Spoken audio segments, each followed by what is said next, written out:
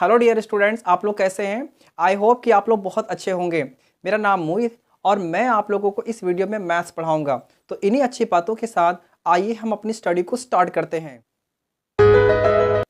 हमारा प्रश्न है, किसी समांतर श्रेणी का 17वां पद उसके 10वें पद से 7 अधिक है, इसका सार अंतर ज्ञात कीजिए। तो ये हमारा प्रश्न है, हम इसको सॉल्व करने वाले हैं। तो हम यहाँ पे लिख लेते हैं हल।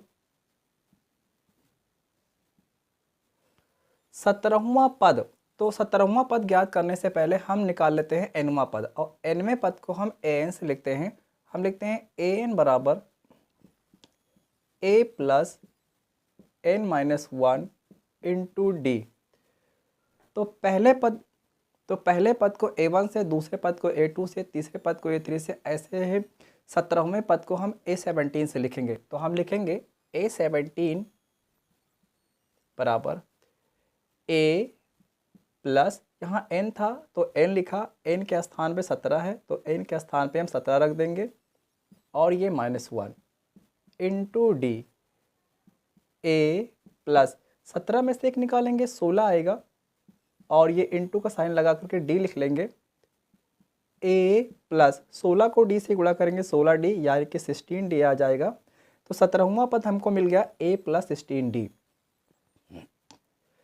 अब हम निकाल लेते हैं 10वां पद। तो 10वें पद को हम लिखेंगे a10 बराबर a प्लस, यहाँ n था तो n लिखा, n के स्थान पे 10 है तो n के स्थान पे हम 10 रख देंगे, -1 इंटू डी। a प्लस 10 में से 1 निकालेंगे तो 9 आ जाएगा, इंटू डी। तो a प्लस 9 को d से मल्टीप्लाई करेंगे, 9d आ जाएगा। अब क्वेश्चन कह रहा है कि 17वां पद उसके 10वें पद से 7 अधिक है। तो हम लिखेंगे यहाँ पर प्रश्नानुसार।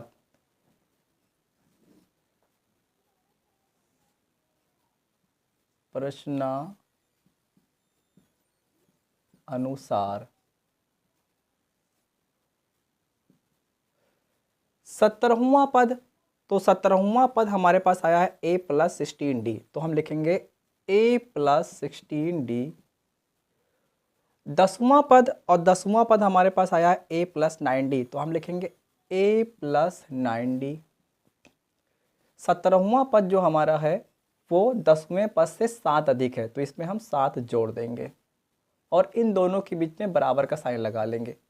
तो a को ऐसे लिखेंगे और ये 16d को लिखेंगे, इसको पक्षांतर कर लाएंगे तो ये माइनस हो जाएगा, और जब इसको पक्षांतर करके लाएंगे तो ये भी -9d हो जाएगा। बराबर का साइन लगा करके 7 लिखेंगे। a में से 1 निकालेंगे तो 0 आएगा, इसको हम यहाँ से काट देंगे। अब ये मिला 16d minus 9d is equal to 7। 16 में से 9 निकाल देंगे, 7 आ जाएगा। इन दोनों d में से एक d ले लेंगे, यानी कि 16d में से 9d को घटाएंगे तो 7d आ जाएगा। बराबर का साइन लगा के 7 लिखेंगे, d को रोकेंगे, बराबर लगाएंगे, ये 7 अंश में और ये हर में आ जाएगा 7। 7 एक कम 7, 7 एक कम 7, तो d बराबर मिलेगा 1।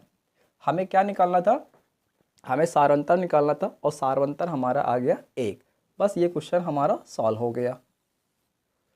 हमारा अगला प्रश्न है, उस समांतर श्रेणी के पदों की संख्या ज्ञात कीजिए जिसका प्रथम पद 4, अंतिम पद 49 और सभी पदों का योग 265 है। तो ये प्रश्न है, हम इसको सॉल्व करना चाहते हैं। हम यहाँ पे लिख लेंगे हल। पदों की संख्या हमें n निकालना है, जिसका प्रथम पद 4 दिया है। तो प्रथम पद को हम a से लिखेंगे। हम लिखेंगे a बराबर 4। अंतिम पद 49 दिया, अंतिम पद को बोलते हैं लास्ट टर्म, और इसको हम l से लिखते हैं। तो हम लिखेंगे l बराबर 49। पदों का योग, योग को इंग्लिश में हम सम कहते हैं, और इसको हम s से लिखते हैं। तो हम लिखेंगे पदों के योग s बराबर 265। हमें पदों की संख्या n निकालना है। तो जब प्रथम पद हमारे पास दिया हो, अंतिम पद हमारे पास दिया हो, पदों की संख्या दिया हो, तो हमारा यहाँ पर योगफल के लिए सूत्र होता है s बराबर n/2 a प्लस l। ये हमारा सूत्र है। तो s बराबर दिया है 265, तो s के स्थान पे हम रख देंगे 265 बराबर लगाएंगे। n लिखा है, हमें n का ही मान निकालना है, अपान 2 लिख लेंगे। a लिखा है, a बराबर 4 दिया है, तो a के स्थान पे हम 4 रख लेंगे और प्लस का साइन लगा देंगे। l है और l बराबर दिया है 49, तो l के स्थान पे रखेंगे 49। ये लिखेंगे 265 इज इक्वल टू n/2 और यहाँ पे इंटू लगा देंगे। 4 में 49 जोड़ेंगे तो 53 आएगा। इसके नीचे एक मान लेंगे और इसको लिखेंगे 265 बराबर n को 53 से मल्टीप्लाई करेंगे तो पहले लिखेंगे 53, उसके बाद ये n, दोनों बटा में से एक बटा और 2 1 का 2। इसके नीचे एक मान के कैची गुणा कर लेंगे तो 53 n को 1 से गुणा करेंगे तो 53 n ही आएगा।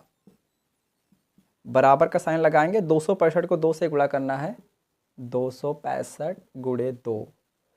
n को रोकेंगे, बराबर लगाएंगे, ये 265 गुणे 2 अंश में चला जाएगा और n वाली संख्या ये 53 हर में चली आएगी। 53 एकम 53, 53 पंजे 265 होता है। तो n बराबर मिलेगा यहाँ से 5 को 2 से गुणा करेंगे, 5 दूनी 10। हमें पदों की संख्या n ज्ञात करनी थी, n बराबर हमारा हो गया 10। बस ये हमारा आंसर हो गया। हमारा अगला प्रश्न है श्रेणी -3, -1/2, 2, डॉट का 11वां पद ज्ञात कीजिए। तो ये प्रश्न है, इसको हमें सॉल्व करना है। यहाँ हम लिख लेते हैं हल।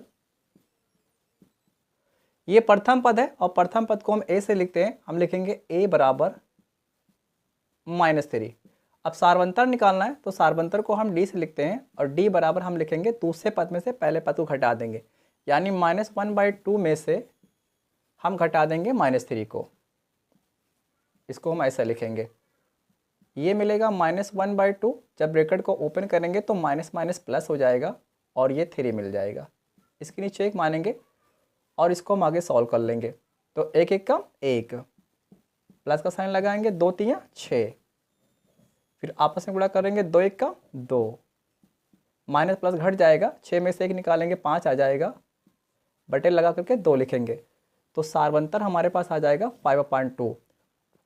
11वां पद, जो वां पद होता है वो हमारा n होता है, तो n बराबर मिल जाएगा 11। हम लिखेंगे यहाँ पे n बराबर 11।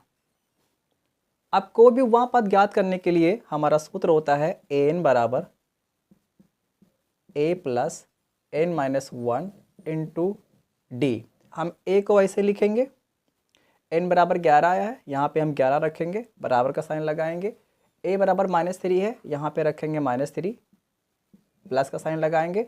n है, n बराबर 11 है, तो n के स्थान पे 11 रखेंगे और -1 लिखेंगे इनटू, और d बराबर आया है 5/2, तो d के स्थान पे हम रखेंगे 5/2।